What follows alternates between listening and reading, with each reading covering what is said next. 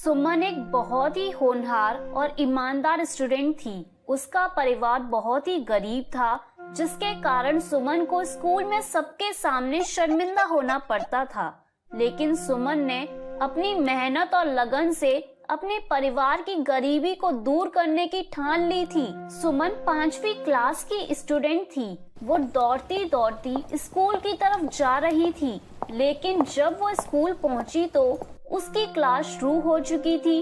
वो जब अपनी क्लास में पहुंची तो क्लास टीचर ने उसे दरवाजे पर ही रोक दिया। रुक जाओ सुमन, तुम आज भी लेट आई हो। ये तुम्हारा रोज का होता जा रहा है। आज तुम्हें इसकी सजा मिलेगी। लेकिन टीचर, मैं जानबूझकर लेट नहीं हुई। मैं कोई बहाना नहीं सुनना चाहती। आज तुम सारा दिन क्लास के बाहर खड़ी रहोगी। सुमन ने टीचर की बात का कोई जवाब नहीं दिया। वो चुपचाप क्लास के बाहर खड़ी हो गई।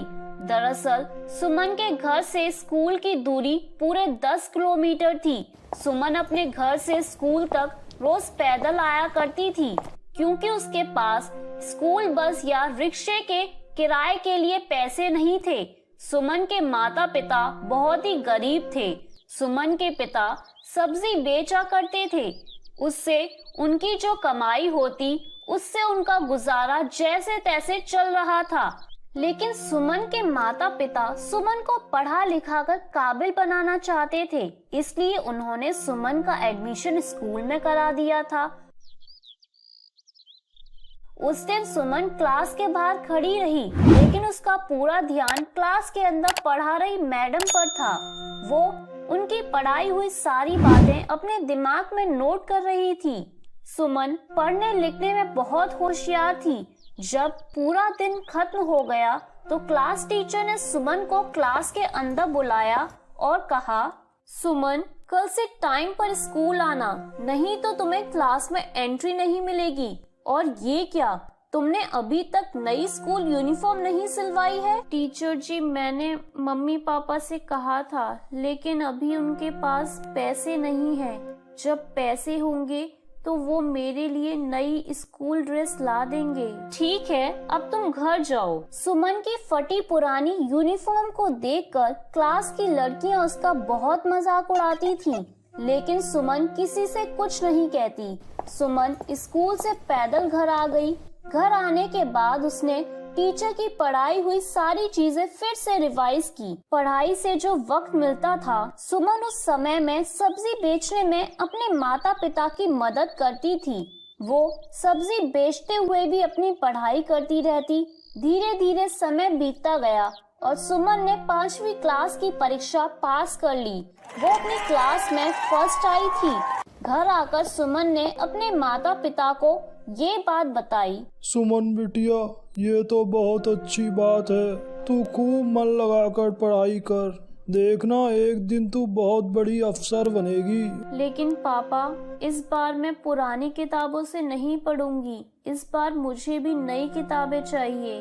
मेरी पुरानी किताबें देखकर मेरी सहेलियां मेरा मजाक उड़ाती हैं। सुमन के माता पिता के पास इतने पैसे नहीं थे कि वो उसके लिए नई किताबें दिलवा सके। इसलिए सुमन अपने किसी सीनियर से पुरानी किताबें कम दामों में खरीद लेती थी। लेकिन इस बार सुमन ने सुरेश से नई किताबों की मांग कर दी। सुमन की बात सुनकर सुरेश परेशान हो गया। सुरेश को इस तरह परेशान देखकर सुमन की माँ किरण ने सुमन से कहा, सुमन बेटी, तुझे पढ़ाई करने से मतलब है या नई किताबों से? पढ़ाई से माँ। तो पढ़ाई तो पुरानी किताबों से भी हो सकती है ना। किताबें नई या पुरानी होने से कुछ नहीं होता। नई किताबों में जो बातें लिखी होंगी वही तो पुरानी किताबों में भी लिखी होंगी ना। इसलिए तू पुरानी किताबों से पढ़ाई कर ले। ठीक है माँ। सुमन इस बार भी अपनी किसी सीनियर से पुरानी किताबें सस्ते दाम में खरीद लेती है।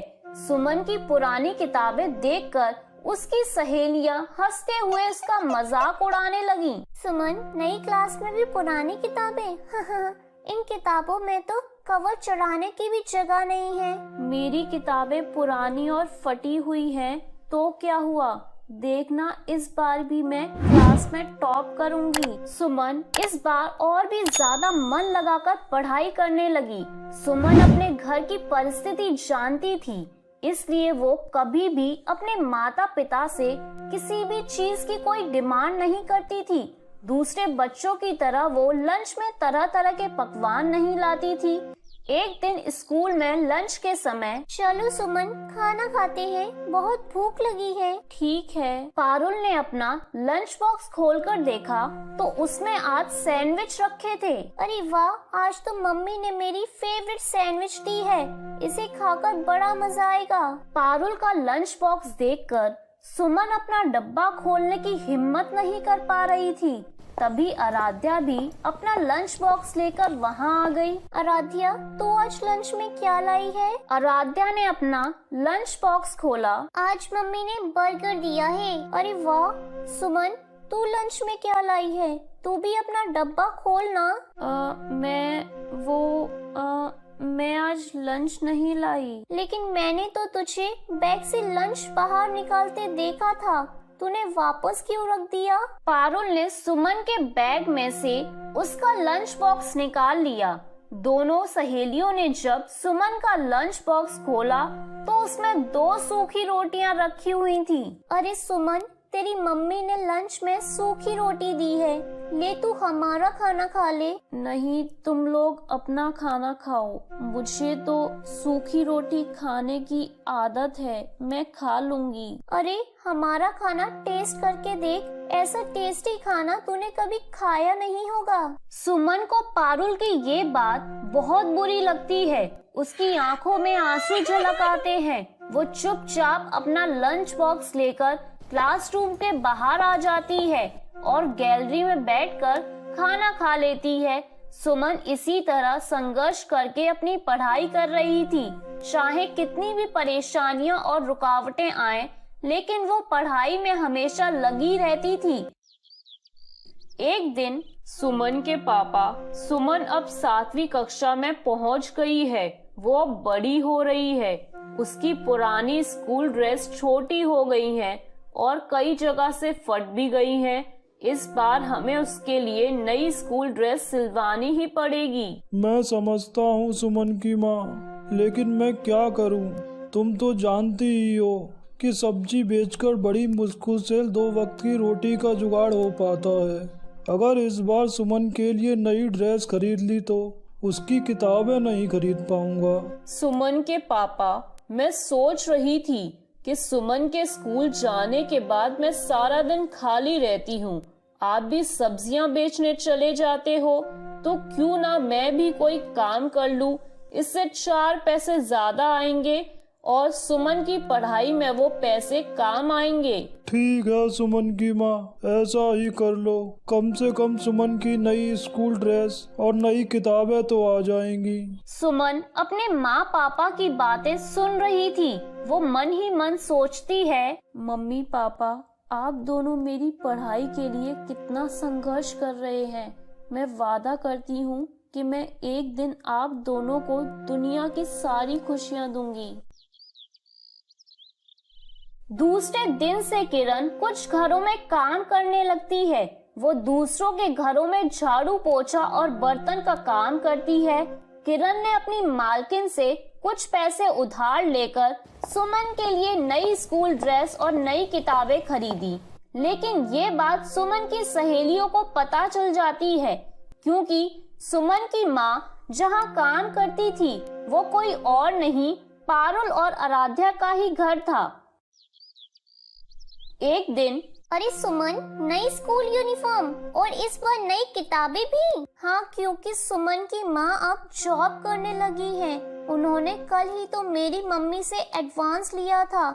उन्हीं पैसों से सुमन की नई स्कूल यूनिफॉर्म और नई किताबें आई हैं। हाँ यार, सुमन की मम्मी मेरे घर में भी काम करती हैं। मेरे घर में आज कढ़ाई पनीर बना है। मैंने मम्मी को कह दिया कि थोड़ा सा कढ़ाई पनीर सुमन की मम्मी को भी दे देना। सुमन, आज घर जाने के बाद तुझे कढ़ाई पनीर खाने को मिलेगा। आखिर तुझे भी तो अच्छा खाना खाने का स्वाद पता होना चाहिए ना। अच्छा खाना खाकर अगर पढ़ाई में मन न लगे तो उस खाने का क्या फायदा। खाना तो वही अच्छा होता है जिसे खाने के बाद दिमाग तंदुरुस्त रहे और पढ़ाई में खूब मन लगे। सुमन का दो टूक जवाब सुनकर पारुल और आराध्या का चेहरा देखने लायक था। दोनों सहेलियों ने चुप रहने में ही अपनी भलाई समझी। धीरे धीरे समय गुजरता गया और सुमन 7वीं से 8वीं, 8वीं से 9वीं और 9वीं से 10वीं कक्षा में आ गई। वो हर कक्षा में फर्स्ट आती। सुमन बिटिया, तू अब 10वीं कक्षा में आ गई है। खूब मन लगाकर पढ़ाई करना।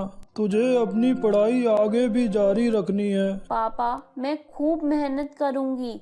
आप देखना, मैं पूरे स्कूल में टॉप करूंगी। सुमन खूब मेहनत करती है। शाम को स्कूल से आने के बाद वो पढ़ाई में जुट जाती है। क्लास में टीचर के पूछे गए हर सवाल का सुमन सबसे पहले और सही जवाब देती। पैदल स्कूल आना और पैदल घर जाना भी सुमन के हौसले को तोड़ता नहीं, बल्कि और बढ़ा देता। धीरे धीरे दिन बीतते गए और 10वीं की परीक्षा का दिन भी आ गया। सुमन, ये ले दही चीनी खा कर जा, परीक्षा अच्छे से दे पाएगी। सुमन ने पैर छूकर अपने माता पिता का आशीर्वाद लिया और परीक्षा देने पैदल घर से निकल पड़ी। लेकिन रास्ते में ही उसका जूता फट गया। ओ, इसे भी अभी टूटना था। समय पर परीक्षा सेंटर नहीं पहुंची तो परीक्षा नहीं दे पाऊंगी। मुझे वहां तक जाना ही होगा। सुमन ने अपने फटे हुए जूतों को वहीं छोड़ दिया और नंगे पैर ही परीक्षा सेंटर की ओर जाने लगी। चलते चलते उसके पैरों में छाले पड़ गए, लेकिन सुमन के कदम परीक्षा सेंटर पर ही जाकर रुके। सुमन ने अच्छे से अपनी परीक्षा दी। दूसरे दिन भी वो नंगे पैर ही परीक्षा सेंटर पहुंची, क्योंकि नए जूते खरीदने के लिए उसके पास पैसे नहीं थे। इस तरह से सुमन ने 10वीं की परीक्षा भी दे दी। कुछ दिनों के बाद जब परीक्षा का रिजल्ट आया तो क्लास में टीचर, सुमन, तुम बहुत होनहार और मेहनती हो। आज तुम्हें तुम्हारी मेहनत का फल मिला है। तुमने स्कूल में ही नहीं बल्कि पूरे राज्य में 10वीं की परीक्षा में टॉप किया है।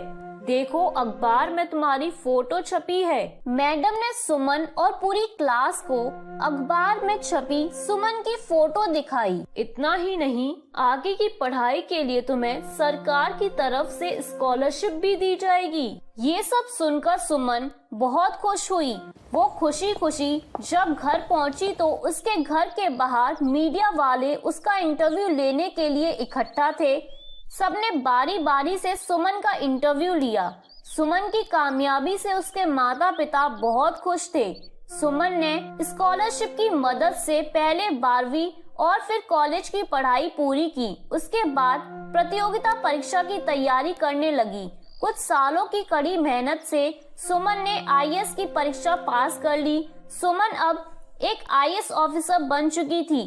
सुमन ने अपने आप से जो वादा किया था उसने पूरा कर दिखाया। उसने अपने माता पिता के कदमों में दुनिया की सारी खुशियां ला कर रख दी। तो मेरे प्यारे दोस्तों, कैसी लगी आपको मेरी ये कहानी? मुझे कमेंट करके जरूर बताएं और अपने दोस्तों के साथ शेयर करें। अगर आपने मेरे चैनल को अभी तक सब्सक्राइब नहीं किया है तो नीचे वाले बेल आइकन को दबाकर सब्सक्राइब कर लें। तो मिलती हूँ मैं आप सभी से फिर एक नई कहानी के साथ। तब तक आप अपना ध्यान रखिए। बाय बाय दोस्तों।